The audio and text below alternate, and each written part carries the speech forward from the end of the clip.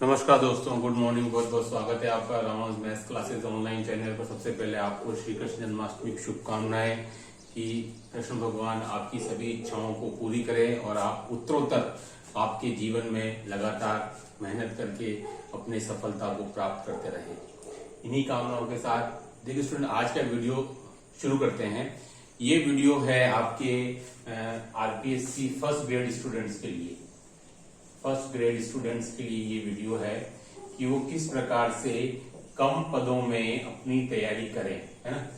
कम पदों में भी वो अपनी तैयारी इस प्रकार से करें कि वो इस बार 2024 में राजपत्रित अधिकारी बनने का जो सपना है उसको वो पूरा कर सके। इसके लिए हम एक कंप्लीट पूरी एक रणनीति पर डिस्कस करेंगे। आपका फर्स्ट ग्रेड के लिए एक कंप्लीट स्ट्रेटजी प्लान।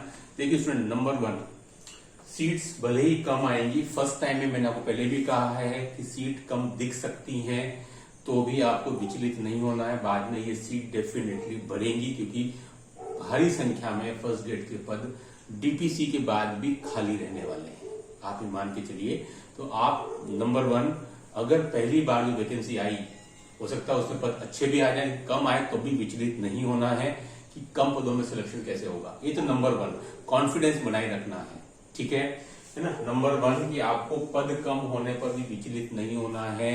अगर आपने ठान रखी है स्कूल लेक्चरर बनने की तो डेफिनेटली आप बन के रहेंगे। लेकिन पदों की संख्या के बेस पर आप अगर डिसीजन लेते हैं कि नहीं यार थर्ड ग्रेड की तैयारी कर लेते हैं, वहां तो पदों की ज्यादा आएगी, तो फिर कोई आपको मदद नहीं कर सकता। एक बात तो ये मान के चलिए कि अपनी कमर कस लेना है आपको 1 साल तक कड़ी मेहनत के लिए, डेली 5 से 10 घंटे के बीच में पढ़ाई करने के लिए। नंबर 1, ठीक है स्टूडेंट, हम बात करेंगे पेपर सेकंड की, जो आपके मैथमेटिक्स से रिलेटेड है। इसमें आप क्या करें कि आपकी तैयारी इस स्तर तक जाए कि आप इस बार सिलेक्शन ले सकें। नंबर 1, देखिए स्टूडेंट, इसमें आपका 9th और 10th के कोई टॉपिक नहीं होते हैं सेकंड ग्रेड की तरह, ठीक है। 11th 12th होता है और आपका बीएससी पार्ट होता है और आपका एमएससी पार्ट होता है। नंबर 1, ठीक है। इसमें जो सबसे इंपॉर्टेंट रोल प्ले करने वाला स्टूडेंट वो है आपका बीएससी पार्ट, क्योंकि इसके लगभग 55 क्वेश्चंस आपके जो विज्ञापन के साथ जो एग्जामिनेशन स्कीम आती है उसमें अगर लिखा हुआ आता है 55 क्वेश्चन तो अच्छी बात है। लेकिन अगर 2022 की तरह हो गया कि इसमें स्कीम नहीं आई स्टूडेंट, तो BSc part question out of 150 से बहुत ज्यादा थे। लगभग वो आपके 70 से 80 क्वेश्चन थे आपके बीएससी पार्ट के, जो आने चाहिए थे 55 क्वेश्चन, ठीक है। तो अगर 55 भी आते हैं तब भी स्टूडेंट 11 12 के कंपैरिजन में ये आपको मेरिट में स्थान दिलाएंगे। ज्यादा इंपॉर्टेंट है 11 12 कंपैरिजन में, आपको बार बार बोल रहा हूं, क्योंकि यहां पर आप कम मेहनत में अच्छा स्कोर कर सकते हैं किसमें, बीएससी पार्ट में। तो मैं आपको बोलूंगा विशेष ध्यान आप बीएससी पार्ट की तरफ देंगे, आप अगर फर्स्ट ग्रेड की तैयारी कर रहे हैं तो, ठीक है। आप ये मान के चलिए यहीं से आपका सिलेक्शन होगा, क्योंकि सिलेक्शन डिपेंड करेगा कम समय में ज्यादा क्वेश्चंस, वो भी एक्यूरेसी के साथ में और टाइमिंग को बीट करते हुए, तब तो आप सिलेक्शन ले पाएंगे, है ना। क्योंकि अगर मैं स्टूडेंट बात करूं तो मेरिट जो होती है वो फर्स्ट ग्रेड की आपको पता है 450 में से डिसाइड होती है। फर्स्ट पेपर 150 का होता है, सेकंड पेपर 300 का होता है स्टूडेंट। तो नॉर्मली अगर हम बात करें स्टूडेंट, तो जनरली आपकी मेरिट जो है वो आपकी 240 प्लस रहती है, यानी कि 450 में से मेरिट आपकी जनरली 240 प्लस रहती है। हाँ, 2 बार जरूर कम रही है।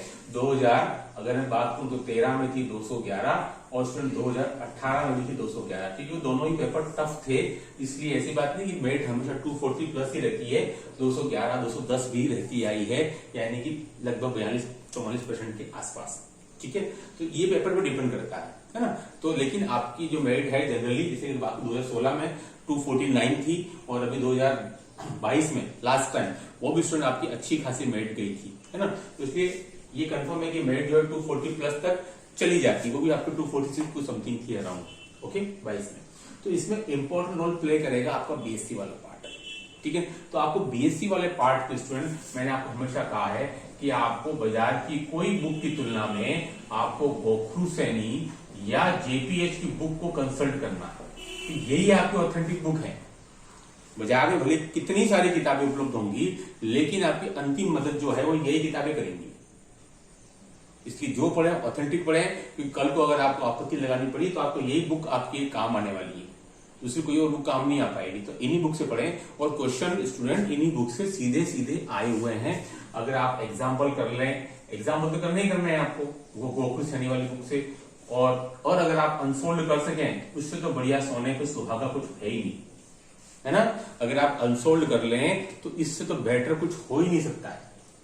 तो बीएससी पार्ट के लिए कोई आपको ज्यादा मारामारी नहीं करनी है, कहीं मार्केट में इधर जाने की आवश्यकता नहीं है।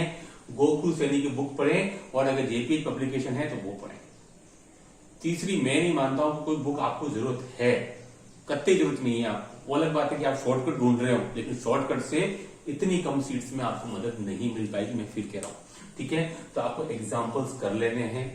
अनसोल्ड कर सको तो बहुत अच्छी बात है। अभी आपके पास पर्याप्त समय है, आप चाहे तो अनसोल्ड भी कर सकते हैं। तो मैंने पहले बात बीएससी पार्ट की कर ली है। आपको बुक्स मिल जाएंगी मार्केट में, अगर आपने बुक्स नहीं है तो पुरानी बुक्स भी ले आइए, और 1 साल तक आपको इन्हीं को बेस बनाना है, एंड नथिंग एल्स, इसके अलावा कुछ भी नहीं। ठीक है, पहले ये कर लीजिए, उसके बाद कोई दूसरा सोर्स चुनिए, क्योंकि आप जितना सोर्स कम रखेंगे आपके आसपास, उतने ही ज्यादा आप सिलेक्शन के करीब होंगे। नहीं तो अदरवाइज कंफ्यूज होते रहेंगे, ये पब्लिकेशन वो पब्लिकेशन, सारी बुक्स टेबल पे लाके रख देंगे तो मुश्किल हो जाएगी, खुद ही कंफ्यूज होते रहेंगे, है ना। तो कंफ्यूजन कम करने के लिए आपका लिटरेचर, आपका साहित्य, आपके सोर्सेज हमेशा कम होने चाहिए। एक बुक को 10 बार पढ़ना है, बजाय इसके कि 10 बुक को एक बार पढ़ें, वो सही रणनीति नहीं होती है। ठीक है, क्योंकि आरपीसी डिमांड करती है आपको किसी भी टॉपिक को डीपली, डेप्थ नॉलेज, भले ही वो आपका इंटरव्यू नहीं लेती है फर्स्ट ग्रेड में, लेकिन पेपर का लेवल उस हिसाब से आता है कि वहां आपका इंटरव्यू भी इनडायरेक्टली, अप्रत्यक्ष रूप से हो जाता है।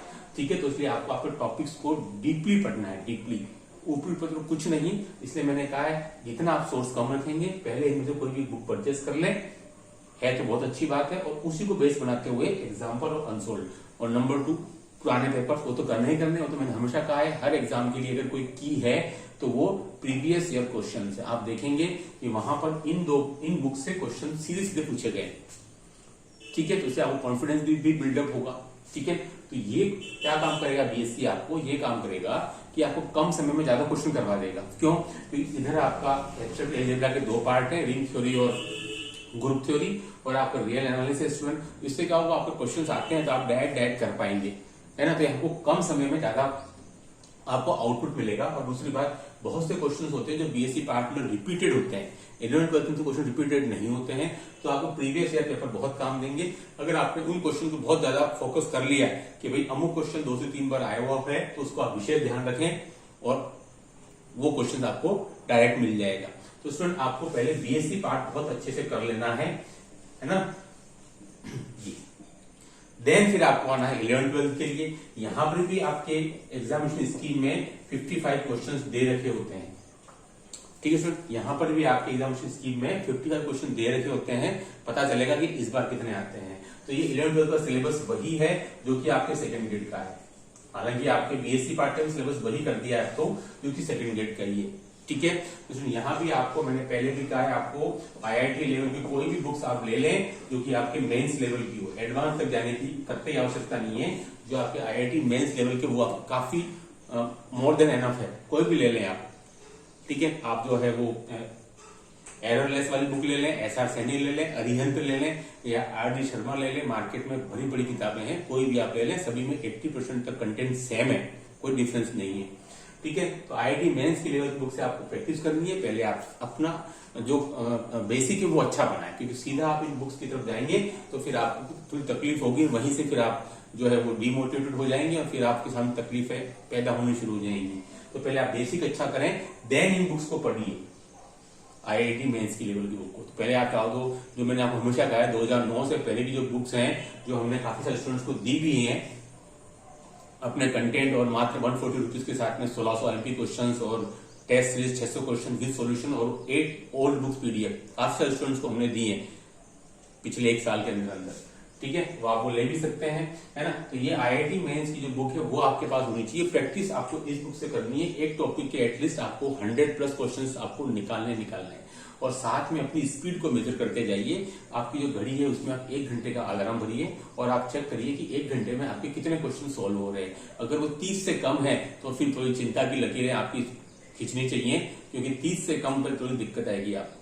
क्यों 30 से कम इसलिए मैं बोल रहा हूँ क्योंकि इसमें से 2-4 क्वेश्चन डेफिनेटली गलत होने वाले हैं और आप वो सारा काम घर पे कर रहे हैं।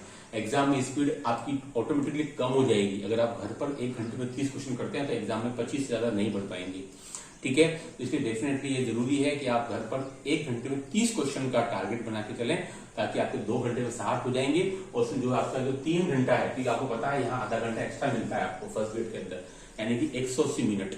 तो सेकंड ग्रेड में आपको 150 मिनट ही मिलते हैं, है ना। तो यहाँ आपको आधा घंटा एक्स्ट्रा मिलता है और पेपर में क्वेश्चन उतने ही आते हैं जितने सेकंड ग्रेड में आते हैं, ठीक है। तो आपको स्पीड जो है वो एक्यूरेसी के साथ अगर आपने मैच कर ली तो कोई आपका सानी नहीं है और आपका डेफिनेटली सिलेक्शन होना है, ठीक है। तो मैंने क्या बताया आपको कि 11-12 के पार्ट के लिए आपको IIT मेंस लेवल की कोई भी बुक ले लेनी, लेकिन ये तब लेनी है जब आपको बेसिक क्लियर हो जाए। तो आप पहले BSc पार्ट पहले आप जो एल्जेब्रा पार्ट है, जैसे क्वाड्रेटिक इक्वेशन हो गया, APGP हो गया, आपका बायोलॉजी का हो गया, कॉम्प्लेक्स नंबर हो गया, उसको पहले आप उन बुक से बेसिक अच्छा कर लें, फिर आप IIT मेंस की बुक से कर लें। देन ऐसे करते करते आप कैलकुलस ले लें। एक बात और स्टूडेंट, 11th-12th में ट्रिग्नोमेट्री नहीं है आपके फर्स्ट ग्रेड के, लेकिन सेकंड ग्रेड में ट्रिग्नोमेट्री आपका आ रहा है, बस ये थोड़ा डिफरेंस है। बाकी ऑलमोस्ट 99% 11th-12th और BSc पार्ट लगभग सेम है, ठीक है। तो इसलिए आप दोनों की तैयारी साथ साथ भी कर सकते हैं। अब रही बात MSc पार्ट की, उसमें MSc पार्ट में टोटल आपके 5 टॉपिक हैं, जिसमें कि आपके टोटल एक एक करके 5 मेन टॉपिक हैं, जिसमें से आपके 3 टॉपिक तो मैं बता देता हूं आपको। 3 टॉपिक तो आपके 2 टॉपिक तो आपके BSc पार्ट में हो ही जाएंगे, numerical analysis and optimisation technique यानी कि LPP, वो तो आपको BSc पार्ट में निपट जाएगा। केवल आपके 3 टॉपिक बचेंगे, यानी कि टोटल MSc पार्ट से आपके जो 10 क्वेश्चन आने हैं वो एग्जामिनेशन स्कीम में ऐसा हमेशा आता है 2022 के अलावा। इस बार ये जो विज्ञप्ति आती है उसमें क्या आएगा, उस पर एक वीडियो बाद में बनाएंगे। अभी जो वीडियो है वो पिछले पुराने एग्जामिनेशन जो आपकी विज्ञप्ति जारी हुई थी उसकी बेस पे बनाया गया 2022 को छोड़ करके, क्योंकि वो एक एक्सेप्शनल केस था। उसमें भी MSc के 20-22 क्वेश्चन आ गए थे, है ना। तो इसमें कि MSc के 10 क्वेश्चन आते हैं। MSc 10 क्वेश्चन मतलब 5 टॉपिक से आते हैं। 5 में 2 टॉपिक आप BSc पार्ट में ऑलरेडी कर चुके होते हैं।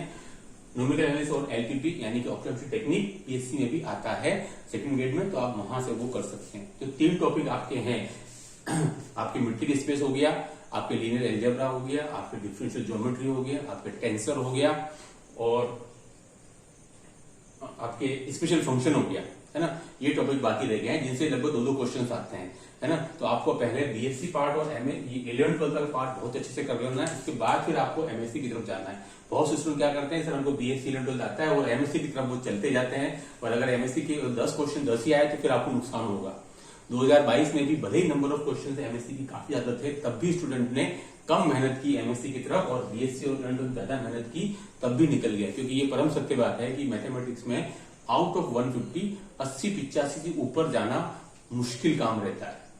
मैक्सिमम 80 to 90% स्टूडेंट सही क्वेश्चन नहीं कर पाते हैं 80 या 85 से ऊपर, ठीक है स्टूडेंट। तो ये उसको ध्यान में रखते हुए आपको अपना सिलेबस कवर करना है।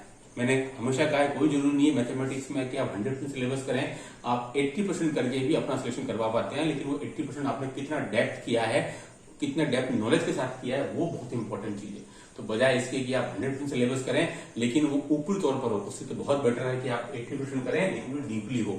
तो पहले BSc पार्ट अच्छा कर लें, 11th-12th अच्छा कर लें, देन फिर आप MSc पार्ट पर आए, ठीक है स्टूडेंट। तो ये आपकी जो हमेशा सोच पॉजिटिव होनी चाहिए तब, और कॉन्फिडेंस के साथ, तब जाकर के आप सिलेक्शन ले पाएंगे फर्स्ट ग्रेड के लिए।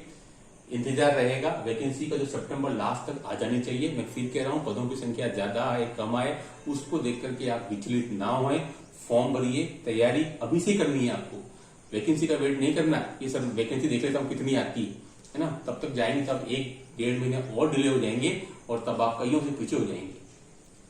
क्योंकि डेफिनेटली पिछले अगर 5 साल में देखा जाए तो ये बिल्कुल सत्य बात है स्टूडेंट की सबसे ज्यादा MSc हुई है तो मैथमेटिक्स से हुई है, बजाय इसके की केमिस्ट्री और फिजिक्स के। तो आप देख लेना एमएससी मैथ्स यानी कि फर्स्ट ग्रेड वाले स्टूडेंट लगभग आपके 40,000 से 45,000 के बीच में फॉर्म भर सकते हैं इस बार फर्स्ट ग्रेड के लिए, जो एक बहुत बड़ा आंकड़ा होगा। हो सकता है कि आपकी फिजिक्स को पीछे छोड़ देगा, केमिस्ट्री को पीछे छोड़ देगा और बायो को, तीनों को पीछे छोड़ करके मैथमेटिक्स से फॉर्म भरने वाले बच्चों की संख्या हो सकता है इस बार सबसे ज्यादा हो जाए। ठीक है, तो ये कंफर्म बात है ना। तो इसलिए आपको मेहनत करनी पड़ेगी, लेकिन जो सब्जेक्ट है आपका, अगर उसमें अगर आप फर्स्ट ग्रेड बनते हैं तो आपको हमेशा इस बात का सुखद अनुभव रहेगा कि जो सब्जेक्ट हमने शुरू से पढ़ा 11th 12th से, और उसी में बीएससी की, उसी में एमएससी की, और हम उसी को पढ़ा रहे हैं, तो इससे बड़ा कोई सुखद अनुभव हो नहीं सकता। तो मेहनत करिए, क्योंकि मेहनत जो है वो थर्ड ग्रेड में भी करनी है और फर्स्ट ग्रेड में भी करनी है ना। लेकिन एक राजपत्रित अधिकारी बनने का सपना जो अगर आपका है तो उसी के हिसाब से वो मेहनत करनी पड़ेगी। इस वीडियो में इतना ही। Do like subscribe channel. Okay, thanks, बहुत बहुत धन्यवाद।